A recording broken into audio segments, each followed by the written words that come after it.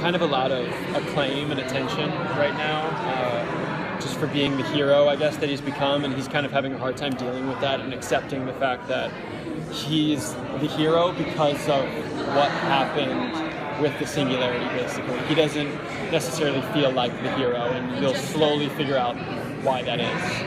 How does he feel about Cisco being a metahuman? Well, no one really knows anything about that when we come back. Cisco is still kind of getting hints for himself as to what's going on, but he doesn't want to open up about it because the information was given to him by Wells, who at this point he despises, and he just doesn't want it to be true. I think he's having a hard time accepting it, so no one else knows that that's going on. I don't know if I'm allowed to talk about that. Just keep it between us. Is he going to move on from Iris? For the short term, at least? Yeah, right. It's again, I mean, it's just kind of taking a back seat, like, for a different reason than it did last year, just because Barry, I mean, one of the reasons Barry's having a hard time feeling like a hero is because he knows that Eddie is the guy that stopped Wells, and he was kind of more of a hero that day. And I mean, that was hard for Barry to accept, and then he knows that Iris is going through a whole different slew of things with his death, so he's not going to make any moves, obviously, right now. He's kind of going to take a back seat again. She definitely feels like she's the Lana Lang and not the Lois Lane. Yeah, totally. So he's taken a page out of Oliver's book. Yeah, I guess so. Yeah. In the time you played him, how much more comfortably do you think now he inhabits his skin, either his skin or the costume skin? I think Barry had gotten a lot more comfortable being the hero by the end of season 1, but and he was the team too. They were, I think, kind of felt like they could handle the metahumans, and he was starting to feel like together they were a heroic team that could do this. And things have kind of been flipped on their head for season 2, and he's going to have to find his confidence again.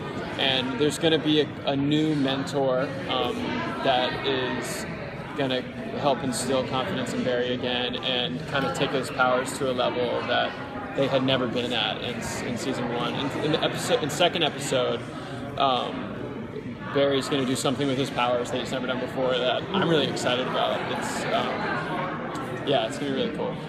We saw a lot of the scientist part in Barry. So how much will that go further into this season because of the universe basically being reshaped? Yeah, I don't know. I hope to see more of that. I don't know. I hope to see in general. We've got a new Patty Spivot is coming in, so there'll be kind of more police work because there's kind of another character to show that side of Barry's life, and they're going to be getting closer throughout the season, and it's going to start to be difficult for Barry to keep his major secret from this new person now. But I think because of that, we'll probably see more of the CSI and police side of things. More advanced words to learn and alter and all that. Yeah, I mean, I'd like to see more of it in general. We did stuff in the pilot that was kind of like Sherlock, where you saw how Barry saw things, just even as a CSI before he was the Flash. And you know what I'm talking about? There was the graphs on it, and we kind of abandoned that for whatever reason. And I hope we can get back to stuff like that with the CSI work in season 2. With Tom Cavanaugh here, obviously Wells is still alive, or in some form. Yes. So could you talk a little bit about the relationship between Barry and... That's kind of more difficult to talk about, just because I think we at some point had vaguely said that we're going to not just, there won't just be multiple timelines, but there's going to be multiple Earths. It's like a multiverse, almost, if you will. Hint, hint. Yeah. I shouldn't give too much away about that, but the fact that Wells is on the show and alive in some world doesn't necessarily mean that it's Barry's world.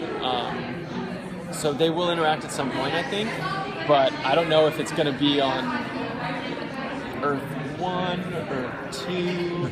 I'm saying those words right now, but I shouldn't be probably.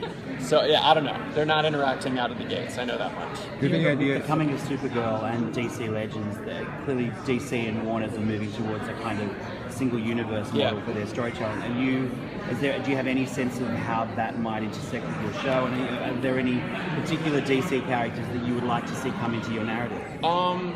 I don't really even know what the structure of Legends of Tomorrow is yet, to be honest. I don't know what those storylines are going to be about, where they're going. I know Flash will appear on that show, and Arrow, and I know some of those characters will be appearing on Flash and Arrow early on as well. I don't know. I mean, I was just saying, I like working with Brandon just because he's fun, and I want to do more with Flash and Adam. I think that'd be cool. Just I like their dynamic, and I personally just like working with Brandon. Cool. Cool.